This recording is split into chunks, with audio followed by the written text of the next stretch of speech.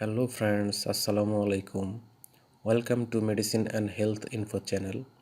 বন্ধুগণ, calcium related আজকের ভিডিওতে আপনাদের সাথে ক্যালসিয়াম এবং ভিটামিন D3 সম্পর্কে আলোচনা করব, কেননা এই দুইটি উপাদানই মানবদেহের জন্য অত্যন্ত গুরুত্বপূর্ণ।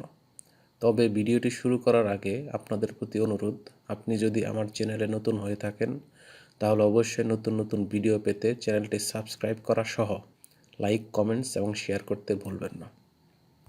বন্ধুগণ, বর্তমানে বাজারে বিভিন্ন ধরনের ক্যালসিয়াম ও ভিটামিন ডি সমৃদ্ধ ঔষধ পাওয়া যায়। এর মধ্যে সবচেয়ে জনপ্রিয় একটি ঔষধের নাম হলো অস্টিয়াম ডি, যেখানে ক্যালসিয়ামের পরিমাণ 500 মিলিগ্রাম এবং ভিটামিন D3 এর পরিমাণ 200 IU। এটির গ্রুপ বা জেনেরিক নাম হলো ভিটামিন অ্যান্ড মিনারেলস। এটির বিপণন এবং প্রস্তুতকারক কোম্পানির নাম হচ্ছে APC ফার্মা লিমিটেড।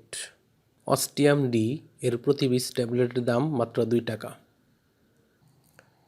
যাদের কোমর ব্যথা, হাত ও পায়ের জয়েন্টে ব্যথা এবং শরীরের বিভিন্ন অংশে ক্যালসিয়ামের অভাবজনিত ব্যথা রয়েছে, তারা এটি খেতে পারবেন। এই ওষুধটির কাজই হলো হাড়ের ক্ষয় রোধ করা, দাঁতের মাড়ি গঠনে সাহায্য করা, মহিলাদের ঋতুস্রাব বন্ধ হওয়ার পরবর্তী সময়ে হাড়ের ক্ষয় রোধ করা, গর্ভবতী ও স্তন্যদানকারী মায়েদের প্রয়োজনীয় ক্যালসিয়ামের যোগানে সাহায্য করা, বাচ্চাদের রিকেটস রোগ হলে এবং মানবদেহে ক্যালসিয়াম ও ভিটামিন এর অভাব বা ঘাটতি রয়েছে এমন রোগীদের জন্য এটি অত্যন্ত কার্যকরী ও গুরুত্বপূর্ণ ভূমিকা পালন করে থাকে। এই মেডিসিনটির কিছু সাইড এফেক্টস বা পার্শ্ব প্রতিক্রিয়া রয়েছে, যেমন বমি বমি ভাব হওয়া, ক্ষুধা-মন্দা, মুখ শুকে যাওয়া, হালকা ঝিমুনি, অ্যালার্জিক রিয়াকশন, এমনকি অনিয়মিত হৃদস্পন্দনও হতে পারে।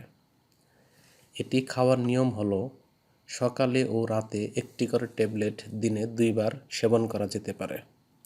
তবে ঔষধ সেবনের পূর্বে অবশ্যই রেজিস্টার্ড ডাক্তারের পরামর্শ নিতে হবে।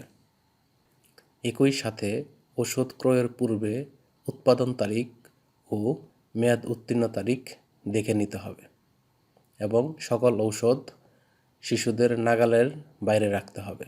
ধন্যবাদ।